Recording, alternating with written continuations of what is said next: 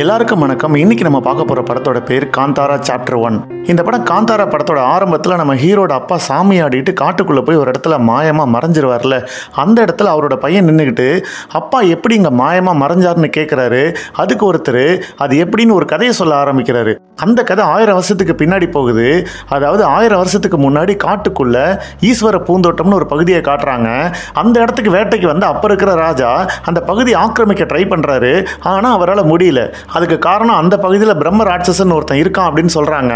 அந்த ராஜாவோட அடுத்த தலைமுறையும் அதை ட்ரை பண்ணுறாங்க. ஆனால் அவங்களாலே அந்த பகுதியை ஆக்கிரமிக்க முடியல. இப்போ அந்த பூர்வ குடிகள் வாழ்கிறாங்கல்ல, அந்த பகுதியில் ஒரு கிணத்துக்குள்ளே ஒரு குழந்தை கிடக்குது. அதை எடுத்து வளர்க்குறாங்க. அவர் தான் அந்த படத்தோட ஹீரோ. அவர் வளர்ந்து பெரியவனாகிறாரு. ஒரு நாள் அந்த காட்டில் ஒரு வித்தியாசமான கல் கிடைக்குது. அந்த கல்லை பார்த்தோன்னா அவங்களுக்கு கடவுள் பக்தி வருது. அந்த கல்லை வச்சு கும்பிட ஆரம்பிக்கிறாங்க. அதுதான் நம்மளை காக்கிற தெய்வம்னு நம்புறாங்க. அதே நேரத்தில் ராஜா தன்னோட ஒரு ஊதாரி பையனுக்கு பட்டாபிஷேகம் பண்ணி வைக்கிறாரு. அவனுக்கு ஒரு தங்கச்சி இருக்காங்க. அவங்க தான் இந்த படத்தோட ஹீரோயின். அந்த புது ராஜா ஒரு நாள் வேட்டைக்கு போகும்போது இந்த ஈஸ்வர பூந்தோட்டத்துக்கு வந்துடுறாரு. ஆனால் அங்கே நடக்கிறதெல்லாம் பார்த்து பயந்து போய் திரும்பி போயிடுறாங்க. ஆனால் அதில் ஒருத்தன் மட்டும் இந்த பூர்வ குடிகள் கிட்ட, அதாவது நம்ம ஹீரோ கிட்ட மாட்டிக்கிறான். அவன் மூலமாக நம்ம ஹீரோவும் சில பேரும் காட்டை விட்டு இப்போ நாட்டுக்கு வராங்க. நாட்டில் ஒரு கலையம்சம் உள்ள ஒரு சிவன் கோயில் கட்டுறதையும் பார்க்குறாங்க. அங்கே நம்ம ஹீரோயினை சந்திக்கிறாரு. அப்புறம் அவங்க இடத்துல கிடைக்கிற பொருள் அங்கே வியாபாரம் செய்ய வரலாம்னு நினச்சி அது அங்கே இருக்கிற துறைமுகத்தில் வியாபாரமும் செய்ய வராங்க. நம்ம ஹீரோயின் அதுக்கு ஹெல்ப் பண்ணுறாங்க. ஆனால் கொஞ்சம் கொஞ்சமாக இந்த விஷயம் ராஜாவுக்கு தெரியுது. அங்கே வியாபாரம் செய்ய வரவங்க ஈஸ்வர பூந்தோட்டம் பகுதியில் இருக்கிற காந்தாராவை சேர்ந்தவங்க அப்படின்ற மாதிரி தெரிஞ்சுக்கிறாங்க. இதெல்லாம் கேள்விப்பட்ட அந்த ஊதாரி ராஜா அங்கே போய் அவங்களெல்லாம் அழிக்க ஆரம்பிக்கிறான். முக்கியமாக ஹீரோவோட அம்மாவை கொன்னுடுறான். அப்போ அங்கே வந்து ஹீரோவுக்கு செம்ம கோவம் வருது. அதுவும் இல்லாமல் நம்ம ஹீரோ மேலே அந்த பஞ்சுருளி அப்படிங்கிற ஒரு சாமி ஏறிடுது.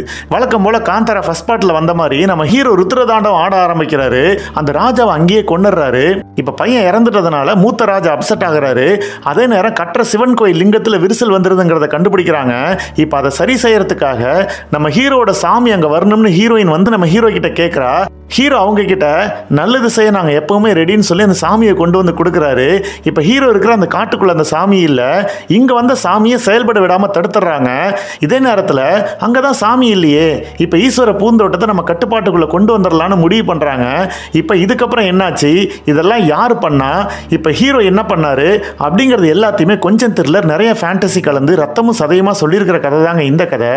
இந்த கதை ஆரம்பிச்சதுலேருந்து ஃபர்ஸ்ட் ஆஃப் வரைக்கும் இந்த கதை எங்கே போகுதுன்னே தெரியாமல் ஒரு கிளாரிட்டி இல்லாமல் போச்சு. ஆனால் அங்கங்கே வர காட்சிகள்லாம் சூப்பராக இருந்துச்சு. அதுவே ஆடியன்ஸுக்கு போதும்னு நினச்சிட்டாங்கன்னு எனக்கு தோணுச்சு. செகண்ட் ஹாஃபில் நம்ம ஹீரோ வந்து ஒரு கிணத்துக்குள்ளேருந்து கிடைச்சாருன்னு சொன்னாங்கல்ல, அவர் யாருன்னு காட்டும்போது அவரு தான் சிவன்னு சொல்கிறாங்க. அதெல்லாம் பார்க்க நல்லா இருந்தாலும் இதுக்கும் கதைக்கு என்ன சம்பந்தம் அப்படிங்கிற மாதிரி ஒரு கேள்வி வரதை தவிர்க்கவே முடியல.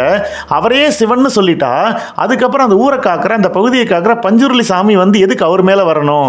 ஊரை காக்கிற தெய்வம் பெருசா இல்லை சிவன் பெருசான்னு ஒரு கேள்வி வருது இல்லை? எப்படி ஈஸியாக ஒரு திரைக்கதை எழுதுனாங்கன்னு ஒரு கேள்வி வந்துச்சு. அப்புறம் போன காந்தாரால வந்த அதே கதையை தான் இதுலேயும் சொல்லியிருக்காங்க. என்ன அது 1000 வருஷத்துக்கு முன்னாடி நடக்குதுன்னு சொல்கிறாங்க. ஆனால் இந்த படத்துக்காக இவங்க போட்ட உழைப்புலாம் அபாரமாக இருந்துச்சு. எல்லா டிபார்ட்மெண்ட்டும் சிறப்பாக சூப்பராக ஒர்க் பண்ணியிருந்தாங்க. மற்றபடி படம் பார்த்தவங்களாம் உங்களுக்கு என்ன தோணுச்சுன்னு கமெண்ட்டில் சொல்லுங்கள். இந்த வீடியோ உங்களுக்கு பிடிச்சிருந்துச்சுன்னா லைக் பண்ணுங்கள். உங்கள் கருத்துக்களை கமெண்ட்டில் போடுங்க. இன்னும் இதே மாதிரி வீடியோ பார்க்கணுன்னு அந்த சேனலுக்கு சப்ஸ்கிரைப் பண்ணுங்கள். மீண்டும் ஒரு வித்தியாசமான கதையுடன் உங்களை சந்திக்கும் வரை உங்களிடமிருந்து விடைபெறுகிறேன். நன்றி, வணக்கம்.